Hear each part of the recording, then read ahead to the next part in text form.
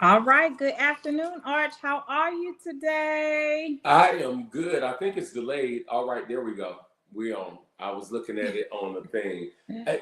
We are on, and I just crashed all the way out because, I was ministering today, and let me say, you did a wonderful job on your broadcast today. Everybody needs to go back and revisit what you were talking about as it relates to Samson and repentance and the mess up. But something that I've been ministering about on Sweet Hour of Prayer is triggers. And I just had the biggest trigger because I looked at the picture that y'all have of me posted, and my head looked like a bowling ball. And I just crashed all the way out when we was waiting for the countdown. I just thought I would just, You know what? we We got need to to. change that in 2025. Yes. No, we're going to have photos. Let me write. I always got notes. I'm always taking Yeah. notes. When anybody want to be successful, when somebody, a leader is speaking, you have your pen and piece of paper out. So I'm writing down photo shoot, Arch. I'm just showing people how Yeah, it's that's done. going to have to change. That picture just triggers me. But other than that, I'm good. How are you today? I am amazing. I am wonderful. But it's so funny that you said that because I literally was just talking to two of my teammates, and I was, they're leaders in my organization, and I was talking about triggers. And I literally was having them have this conversation about, let's have a healthy communication. Let's be proactive as opposed to reactive. So let me Right. know what your triggers are before I trigger your trigger, and I didn't even know that I triggered you. That's And true. so just having that common courtesy of it may not be important to you. I mean, it may not be important to me or think it's a bad picture, but if it triggers you and it's important to you, I need to change that. If you feel like you Yeah. got a big head, it don't look like you got a big head to me, but if you Yeah. feel that way, I gotta It, change. it, it, it triggers, it crashes me out every single time. But talking about triggers, I guess we can pull the trigger on our discussion on today, which is the poverty mindset. Hmm. And coming against and breaking that whole poverty mindset and becoming wealthy and understanding the keys of wealth and prosperity and how to live a healthy life Yes. financially, having a good relationship with money. Yes. Yeah, having a good relationship with money. And so and of course I got some questions for you because we have seen you pull yourself up by your bootstraps and become a successful woman, Thank you. and and everything that you're doing, business owner. And so we're excited about that. Angela Brown, hey Angela, so good to see you on. I grabbed one of my journals back in like 2021, 2022.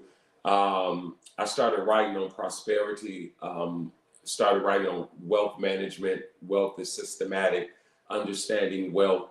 And so when I knew we were going to do this broadcast on today, I grabbed one of the journals. And one of the things that I said in the journal is, well, I said a few things. Um, the longer you stay in poverty, the harder it is to become free from it. So the Mm. longer you stay in something, the harder it is to be freed from something that you have given right in your life.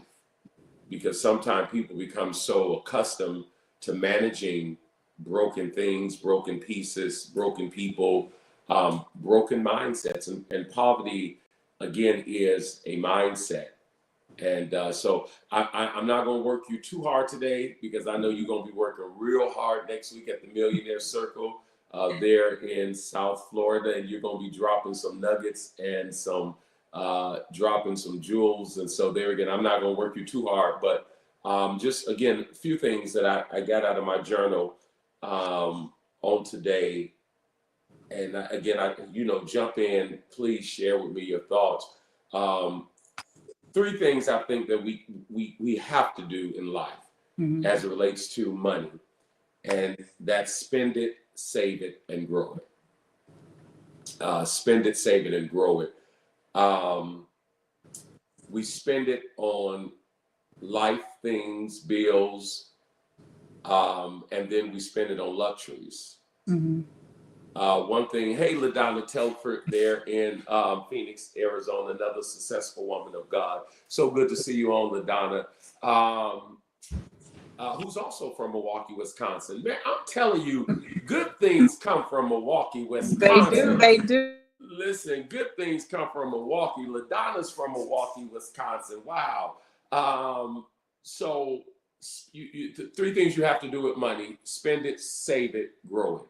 We spend it on our bills. We spend it on our lifestyle. We spend it on luxuries. And I think we also have to be able to determine in that first bracket of spending money, what's the difference between a luxury and a necessity? You know, because those are different things. I never forget, Chantel, years ago, me and my best friend, we were in Chicago at a suit store, and these suits, you know, they were a pretty penny, and it blew my mind. Something that the guy name is Odie, you know, I don't, he may still be alive. Hopefully he's still alive. He was a little old then.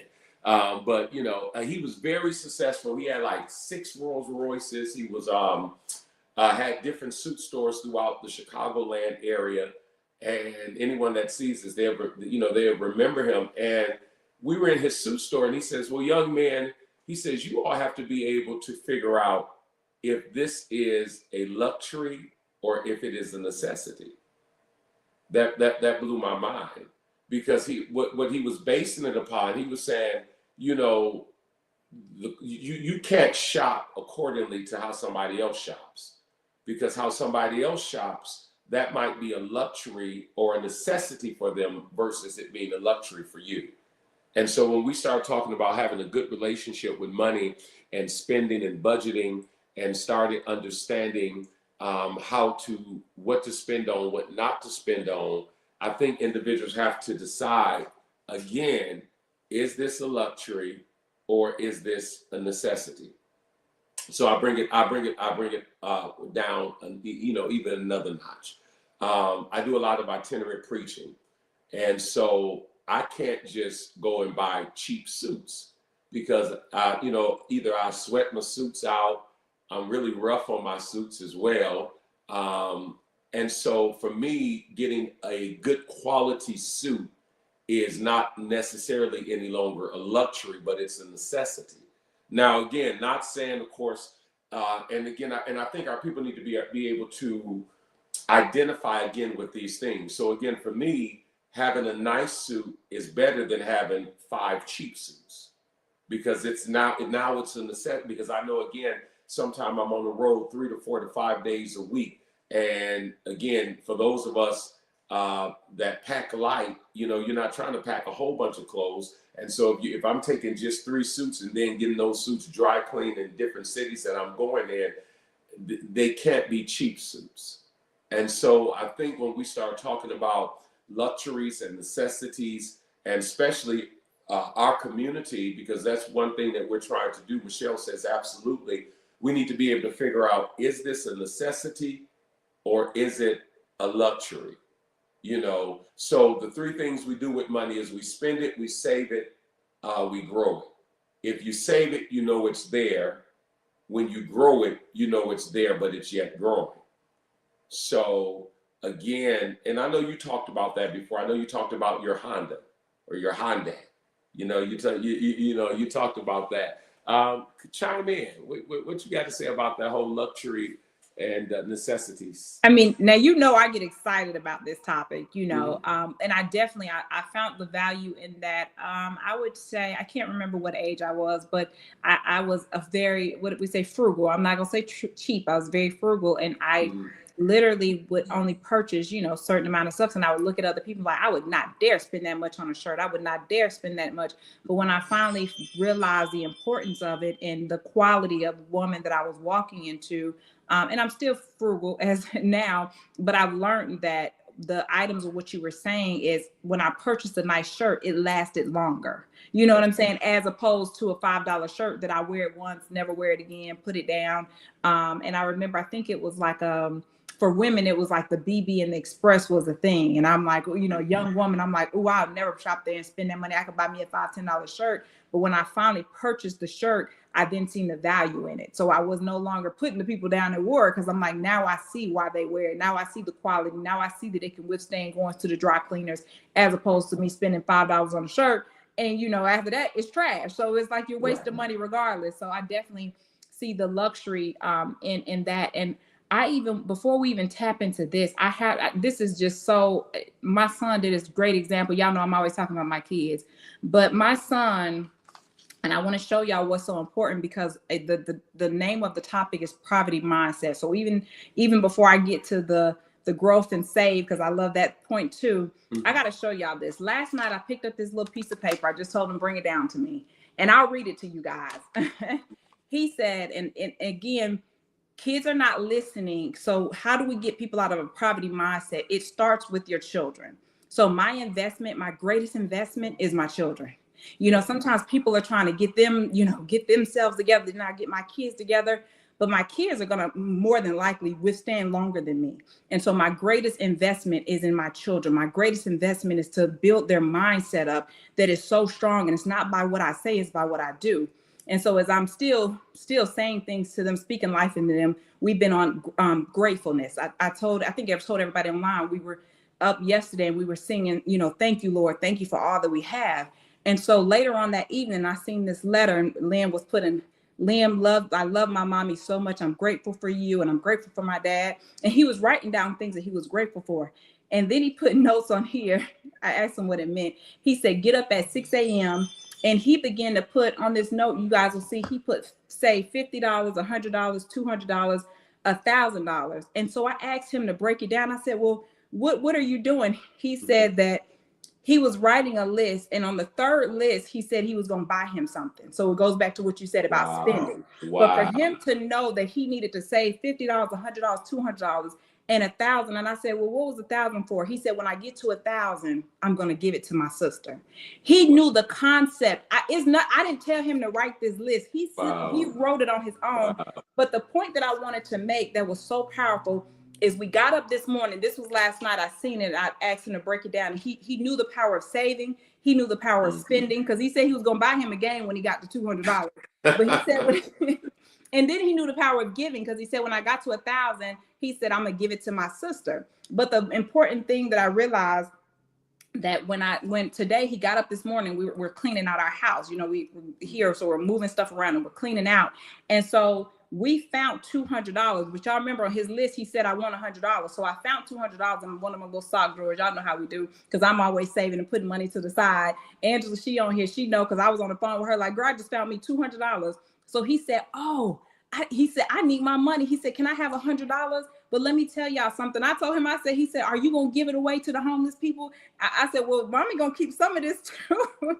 But then y'all, let me tell y'all something. I said, I'm not going to give you 100, but I'll give you something. He said, well, I want $100, because I guess he remembered on his list. Right. Do y'all know within 1 hour, he talked about, he wrote it down. He spoke it. Do y'all know a family friend came and brought him $100? They had no clue what he said.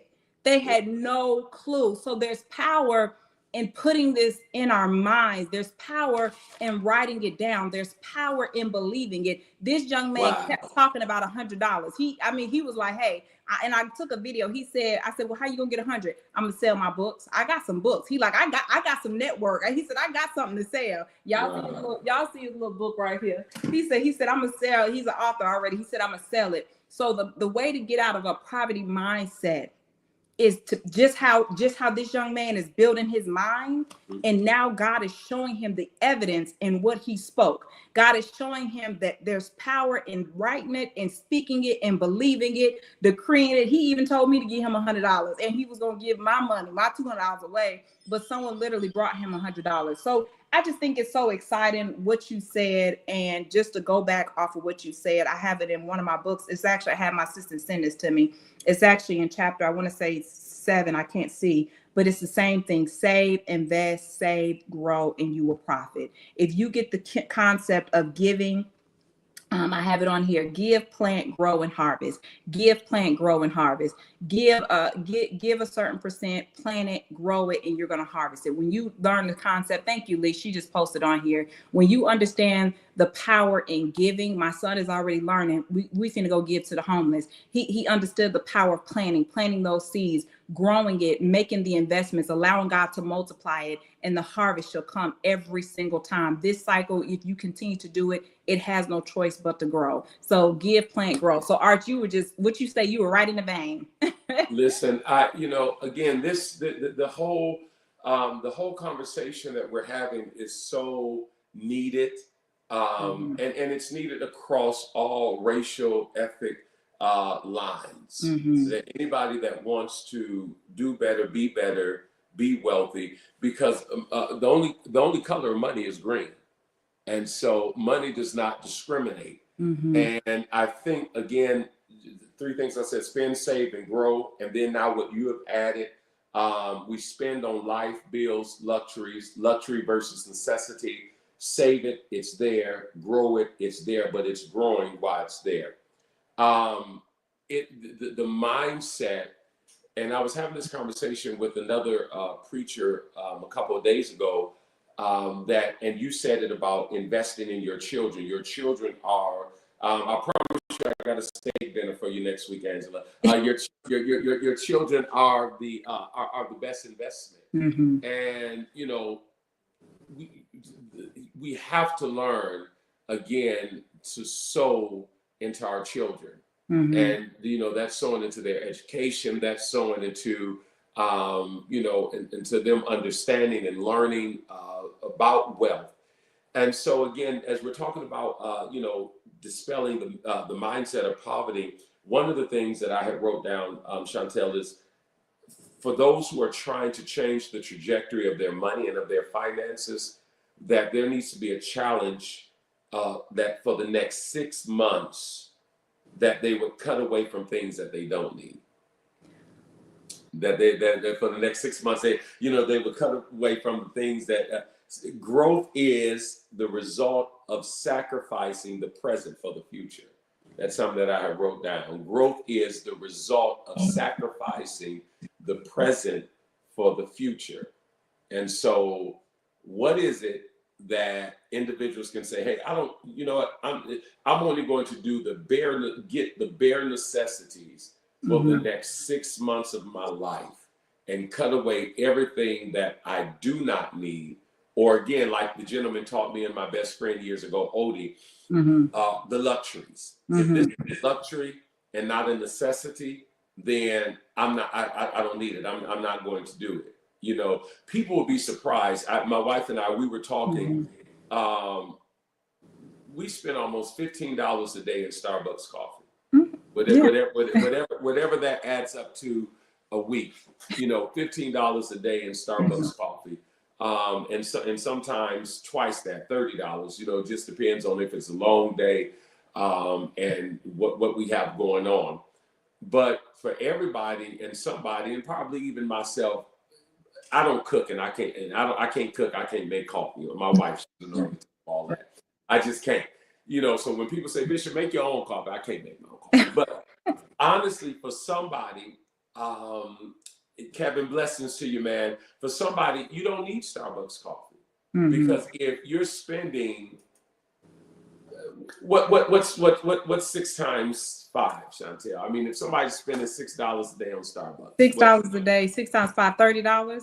But they're spending more than $6 a day. I know easily they're spending more than $6 with going to Starbucks with the coffee, the extra things they get.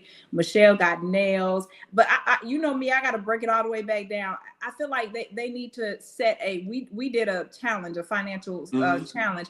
Start small, because it's gonna put you in a little shop pattern, because you ain't gonna realize what you feel like is a necessity when you cannot have it. So start with a 30-day challenge on just saying, okay, I'm gonna, because what they say, anything you do more than 21 days becomes a habit. Becomes a habit, absolutely. Becomes a habit. So start with that, and definitely bring it back a second. And I would just say, make it, I think what Arch is saying is make it realistic. If you know that this thing is a luxury to you and you have to have it done, then you're going to set yourself up for failure when you're saying, okay, I'm going to stay away from it for 6 months. When for you, it's a necessity, or you just have to have it. That certain things for you to have business meetings and be successful, it's a necessity. So therefore, don't try to step away from it or you traveling, you can't make coffee and you need your coffee quick. So in other words, too, you're telling Michelle, no, go ahead and get your nails and toes done. She put no nails in. Well, No, I'm gonna tell her your... no, because we in the winter, child. Me and Tanya were just laughing ourselves because we said, child, these they a little, we put some socks on real quick. They still lotioned up, but they ain't fly like they are in the summer. Okay. So for me, again, because I love to be as realistic and transparent as we can be with people. So if somebody said, well, how does that look to you, Arch? How does that look? Well, because something that Grant Cardone talked about, Chantel, that was so powerful. And I can't wait to the Millionaire Circle next week. You do an awesome job. But Grant Cardone talked about seeing in the king's bedroom. For so long, people, you see the palace, but you don't know what's in the palace. You see the palace, but you don't know the furniture that's in the palace, and you don't know what's going on. So the reason that I love to be transparent is because I want people to see. I want people to see how to function in a place of wealth. I'm blessed. God has blessed my wife and I. Again, so for me, when somebody said, what does that look like, Archbishop? So, well, for me, I literally have 8 mobile devices. Now, don't ask me why. I know why, because every time a new phone comes out, they always sucker me in by saying, oh, you got 14 days to send back your old phone and just go home and download your new information. And those 14 days will come and I'll never send back the old phone. But in all seriousness, one thing that I did learn, Chantel, is that I called the phone company one day. I don't like sitting and waiting around, the call and, the wait. That's usually about a 20-minute wait sometime.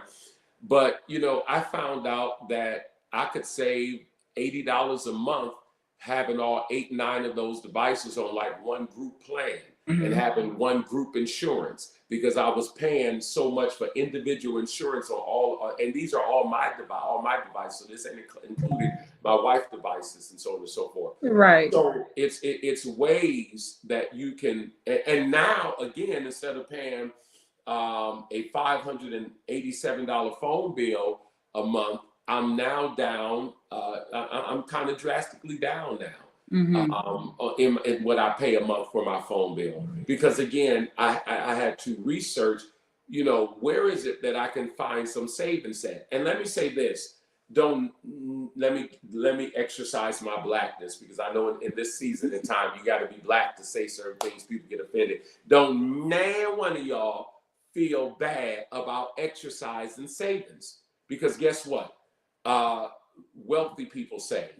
That's how they keep their money. Because people will be quick to say, oh, I ain't doing. No, do that. Because you'll be surprised how much money you're spending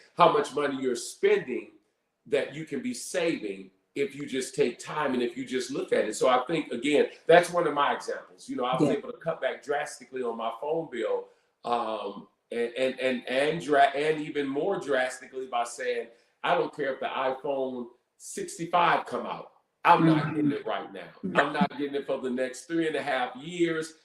Because there's nothing wrong with my iPhone 14. Yes, the Archbishop still has an iPhone 14. Because again, what's the upgrade for? Because in the upgrade, you're getting more storage, and they telling you your camera is better. But again, for those of us that don't need more storage and don't need more camera, then what do you up to keep up with the Joneses? And that's how they keep you in debt. This is it. That's how they keep you in debt. And so growth is the result of sacrificing for the future. Another point that I want to give, and then I'll shoot it over to you, Chantel, is number 2 is get a job or increase your value on your job. Increase your income by overtime. Increase your income by overtime. I was reading, because I love reading, information is the currency to kings and queens. And so if you ever want to know, how to get ahead, get more information. So I was reading the other day, and I know they have it, if they can pull it up, Chantel, the New York Post.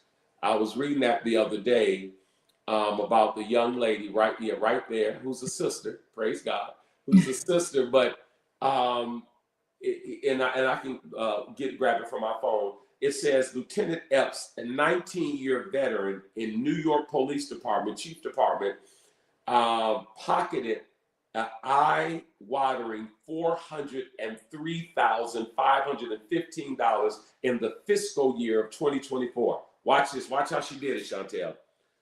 Because let me say again, overtime is not a bad word, y'all. Having poured in $204,453.48 in overtime pay on top of her base salary of $164,477. So, hey, this sister right here, she could have said, I'm straight with the 164. I'm good. And again, I think that this is so good because people can see it with their own eyes. But she went and got the bag and poured in over $204,453.48 in overtime. That's killing it right there. So when we start talking about increasing our value or getting a job or working overtime, I promise a little overtime won't hurt nobody. Especially when you're trying to come out of poverty and when you're trying to come out of debt. I mean, talk about it, Chantel. And thank you. You all can take it off. But how much overtime have you had to do? Oh, this is so good. I mean, you just right in my valley, because when I did work in the corporate industry, y'all can ask my youngest son, I worked so much in overtime because I started calculating. And when the doctor's office said I can come in on a Saturday, baby, me and my son was in tow at the doctor's office. I was prepping and getting ready. I was working, but I definitely came up on overtime. So I definitely believe in overtime. But the thing that I want to tap in and say, because I'm going back and forth with the money and the budget, is a lot of people I notice as they increase their income, they increase their expenses. And this is where it brings you back down. You have to be mindful of that. And Angela, she posted on here, she remembered my Honda, and you talked about the Honda. And I literally had to set my mind that even when my income began to finally increase, that I would be mindful and not increase my expenses until I got to a place that I felt like it was like, I had extra to buy the luxuries or buy the extra cars that I want. But I was intentional with staying where I was, placed, rooted in the same place, even when my income began to increase. So I want you guys to understand that as you work the overtime, don't let it be in vain that you working overtime just to keep up with the rat race, just like Arch said, keeping up with the Joneses. So you've increased, because eventually there's only so much output that you can do as a person yourself. I even tell my team, don't depend on me to bring your income up. If you get a raise, you still have to be mindful of keeping your expenses down so that you can actually feel the benefits of the raise, or you could feel the benefits of the increase in what you've received. But if you're increasing, and a lot of people do it, y'all know how we do. We get a little extra money, we begin to be like, oh, I can have this and I can have that, and now I can have a cable and I can have the extra channels that I never used to have before. Now I can have that, and you begin to do it little by little, and then you find yourself making 2 times what you made last year. But then you still feel like I'm still not winning. I'm still broke. Why is it? And so it just goes back to the mindset. But what this lady did is phenomenal. It's an amazing thing that she did, and I pray that she took advantage of it on the other thing and begin to invest in other revenue streams of income as well. Yeah, that's key of what you said. Again, my assignment and one of my greatest purposes right now is to really help the community in which I've been called to lead in, to really help the community in which I've been called to help get free of the poverty mindset. Again, because poverty is a mindset, and for them to understand what real wealth looks like. What wealth is not wrapped up in clothes. Because at the end of the day, clothes are going to depreciate. Clothes are going to get old. They're going to become antiquated, outdated. There's going to be new styles that are going to come in. Wealth is not locked up in vehicles, cars, because again, cars depreciate as soon as they drive off the lot. There are only very few cars that appreciate, and those type of cars that do appreciate, you're going to pay hefty price tag. But the majority of cars depreciate. And again, when you start understanding the avenues of wealth and what real money looks like and how real money is spent, then you would understand that, again, that poverty mindset, that rat race of people getting the newest and the latest to make them feel adequate. And you know, and that's something I you know, again, I'm transparent. I always get on my mother about Pastor Catherine. You know, if it's not a reason to have it or to buy it, then you don't need it. Mm-hmm. If you can't afford it, then, you know, because there's a difference between, again, buying something and being able to afford to maintain it. Mm-hmm. Just buying it is the first step, but being able to maintain it is the second step, which is the most important step, because there's no use of buying things that you cannot afford to maintain. Yeah. And these type of conversations with you and I and with other individuals, listen, I can tell the block that my wife and I live on now, I can tell you that there are not a lot of super high-end cars. I was just about to say that. Yeah. And it's not because these people can't have it. And then guess what? And it's not even that they don't have good cars, because I've seen a few F-150s, you know, and a few brand new trucks and so on and so forth. But again, they're not buying because of the next consumer. They're buying what they want, what they feel like they need. And I think that the illusion of wealth sometimes suckers people in, and it causes more poverty than it causes more wealth. The illusion of it. I said this years ago, and yes, he is my president, and he's gonna be my president for the next 4 years, and I'm praying for him. But at the end of the day, and he didn't do it, you know, he was just being a good salesman. But I think the reason that so many rappers back in the days, again, it's not talked about now, but we know, but so many rappers and so many black people back in the days wanted to take pictures with Donald Trump, is because he was the imagination of a poor man's dream of what a rich man looks like. Mm-hmm. So again, the bling bling, the gold, all of that.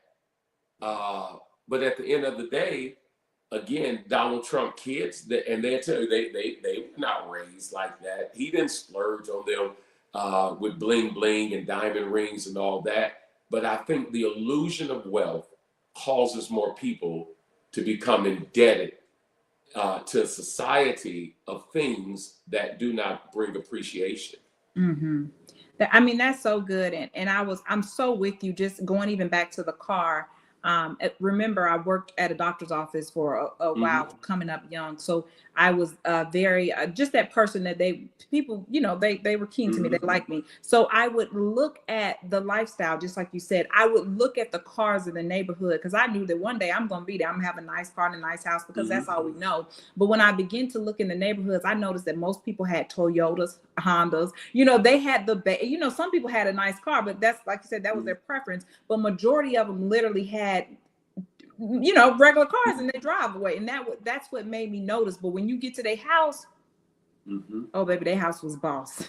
Their house was bad. But you have to realize their house is more of an asset. Their house, like you said, sometimes we have those ups and downs and deflation. But for the most part, their house does not lose value. So if I have to pick and choose, I'm going to choose my house over my car. You know what I'm saying? Like, it only makes sense. So I think the next point that I wanted to hit, because you talked about, you said something about emotions, I think, but or something triggered me to think about that. But building a healthy relationship with money. A lot of us don't have a healthy relationship with money, because some of us, per myself, live not in, you know, middle class families. You know, some of us lived in a poverty set, not even our mind, but our environment was, you know, kind of poor. And I hate to say that, but some of our environments was like that. So we don't have a healthy relationship with money. And when you begin to have a healthy relationship with money, you're going to be mindful of the way you spend your money.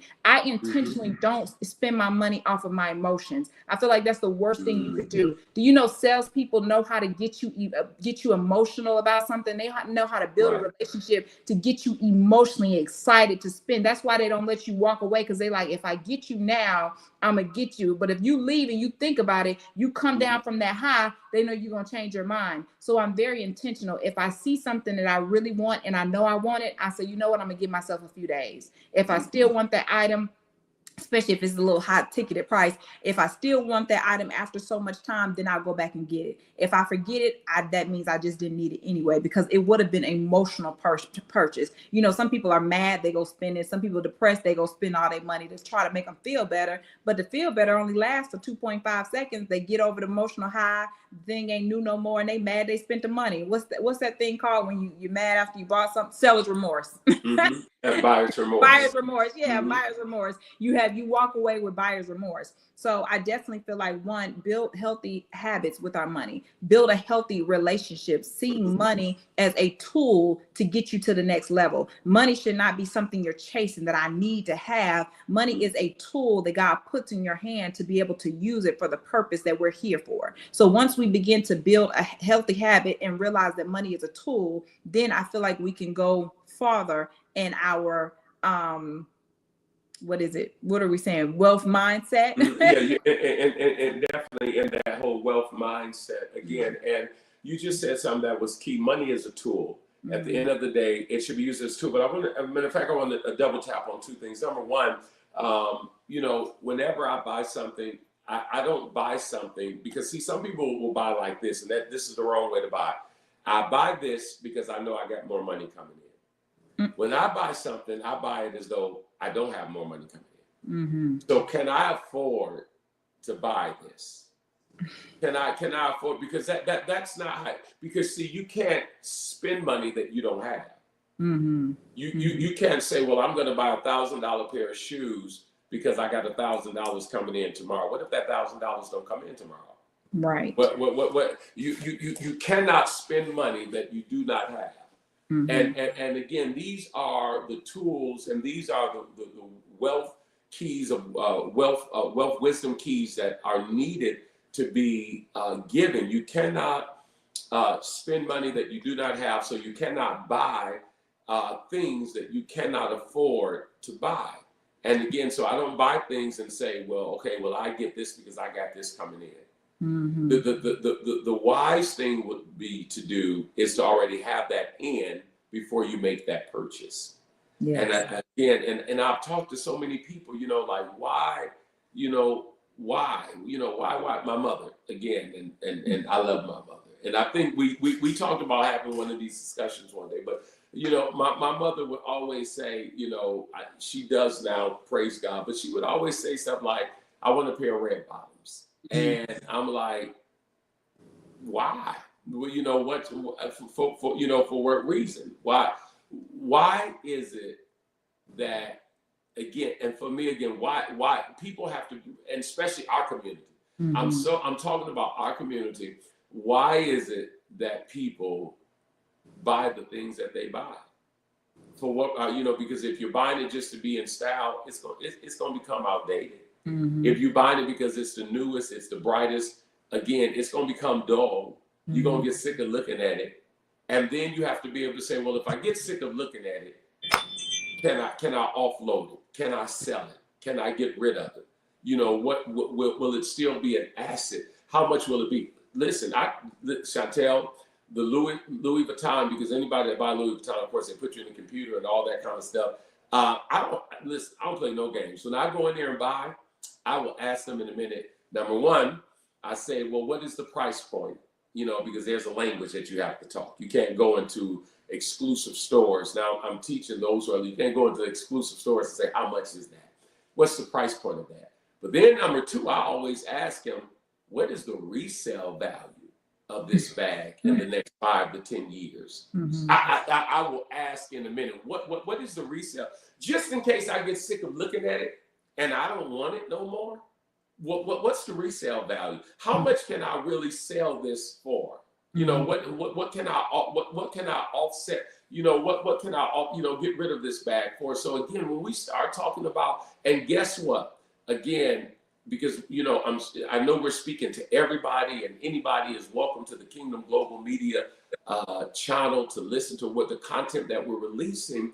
But I'm laser focused on speaking to the African American community. Mm-hmm. If what you're buying is not an investment, don't buy it just to look good. Because if somebody telling me I look good in something validates me buying it, you're gonna go in debt. Mm-hmm. Because what if they never tell you that you look good in it?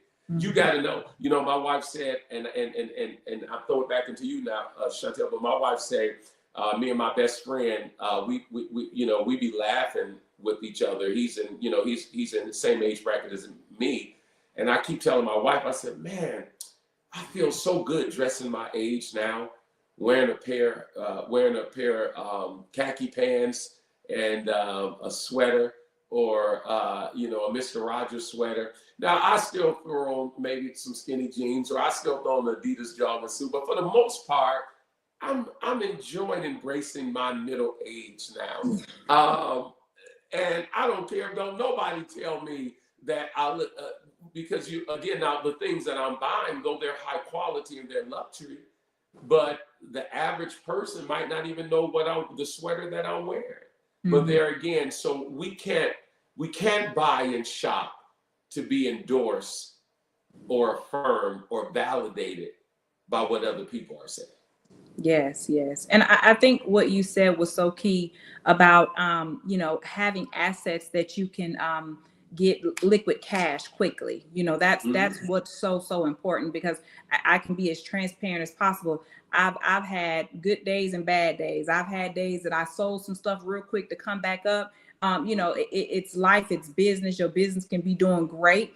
And that's what I've learned with business. And I feel like God had me start my business in the hardest season that you can ever even start a business. It was 2006 in a recession. 2006 recession, and I learned how to waver through that storm.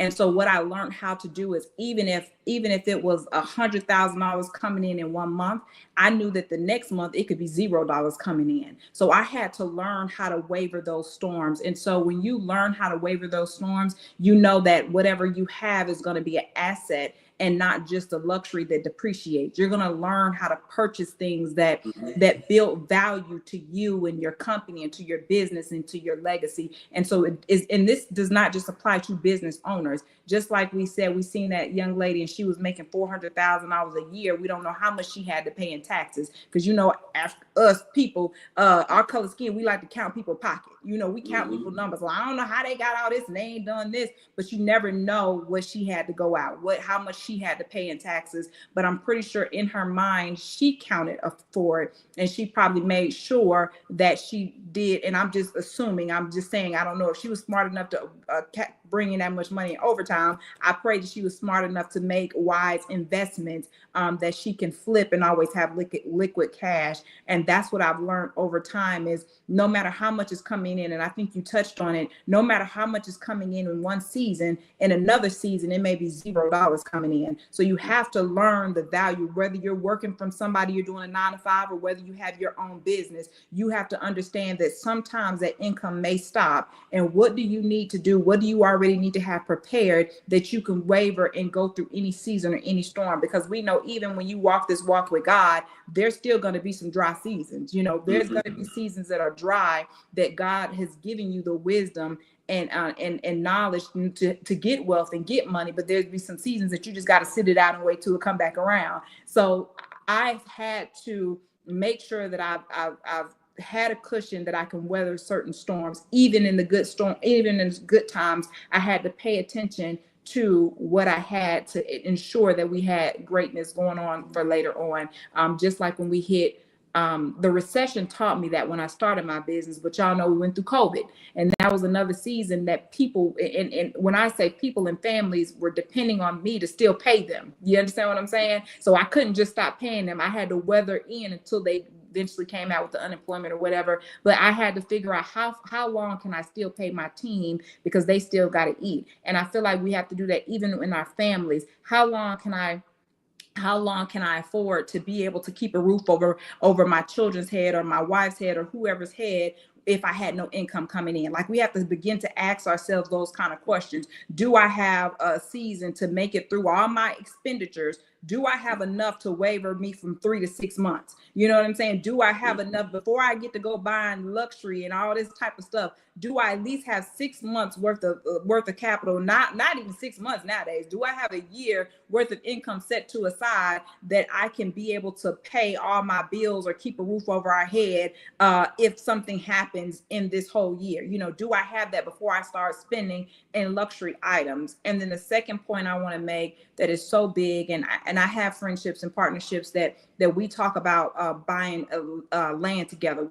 Some people think, oh, I got to have all this money, I got to have all this capital, and I tell people, get your credit together, because if some people say, well, I only qualify for $250,000, but I need a $500,000 home. No, if you can qualify for $250 and your friend can qualify for $250 and somebody else qualify for $250, that's 4 people. Y'all just bought $1 million apartment. You know what I'm saying? With your credit, you just were able to buy $1 million apartment.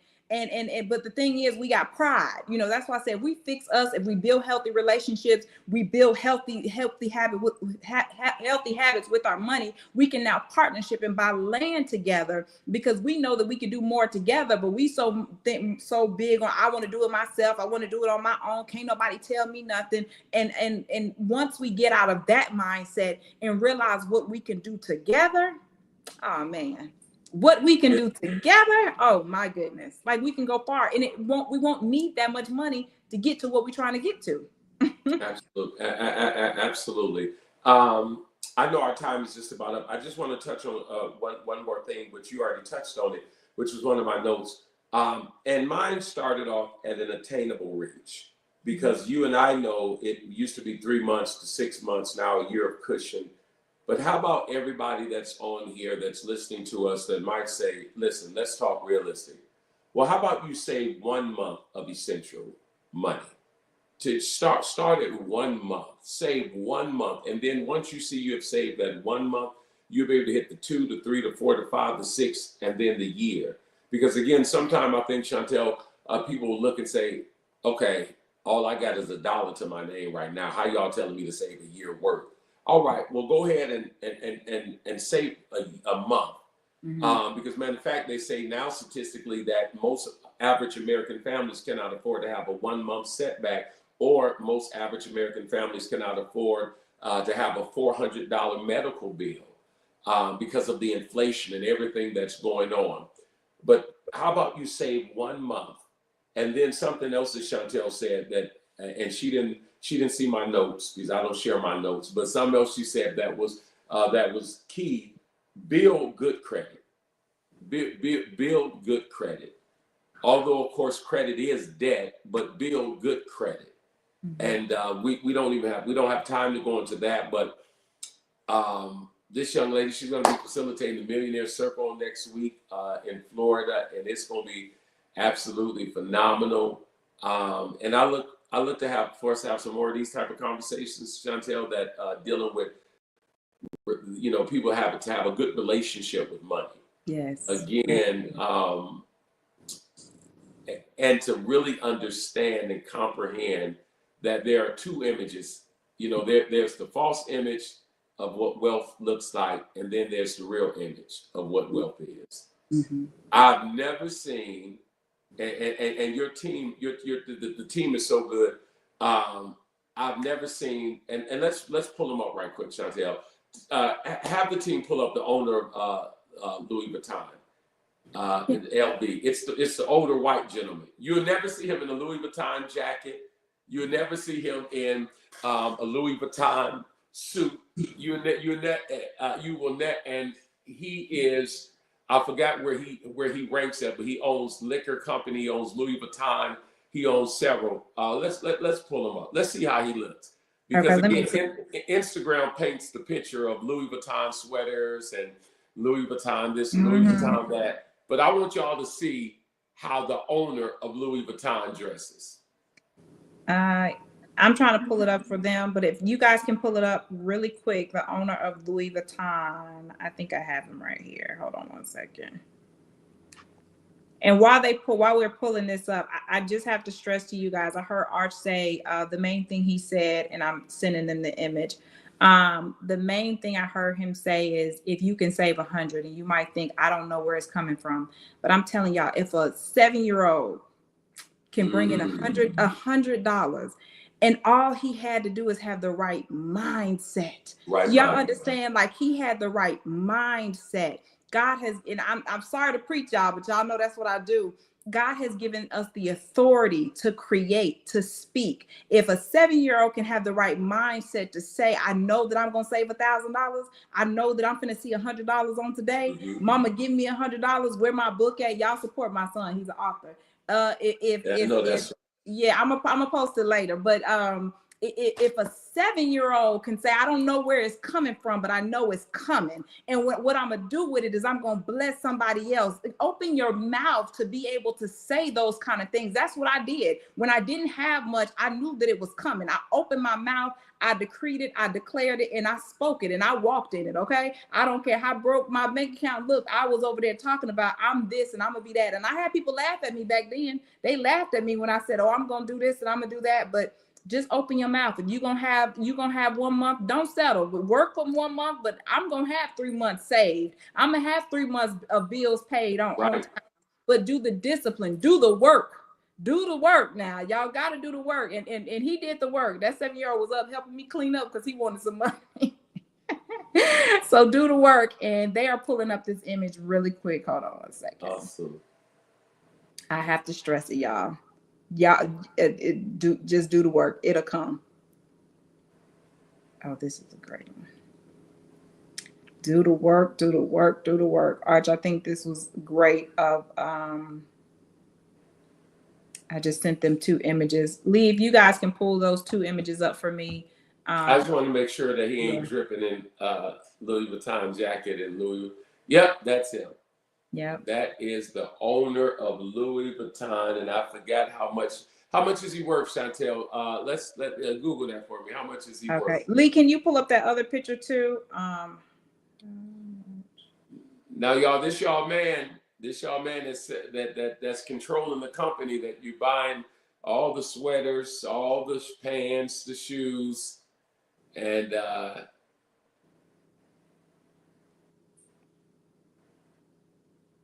in here it says, hold on, is that Louis Vuitton? Or that's him? Is his name Arnott? Is one of the wealthiest individuals in the world with an estimated, y'all, it didn't say gross, it said net worth of $199.7 billion. Is that right? Did I read that right? Yeah, you read it right. Whew, Lord. And look what he got on. And if you would see him in New York, you wouldn't even know. If you would see him walking, you wouldn't even. But remember, the Instagram and the other places have given loan. That there it is, 160 billion with a B. But do y'all see what it says? Bernard Arnett and family. Come on now, this got to be a family affair. We got to bring our family up. We got to bring our children up. We got to be able to make business moves, and everybody eat, and they ain't starving at our tables. Come on now, that's what I'm trying to get to. Everybody. That's it. Well, let me say this to everyone that's watching. You don't want to miss the closeout of these sessions for the month of December, because they're going to be absolutely phenomenal, dealing with finance, financial literacy, dealing with budgeting, dealing with real estate, dealing with land acquisition. Chantel touched on some of it, how to bring 4 partners together, dealing with trust, dealing with those ways to be able to expand your pocketbook, your network, because your network or your net worth is determining your network, and your network determines your net worth. And so I'm Archbishop Devin Owens. And I am Chantel Long, and we will see you next Tuesday. Yep. Deuces.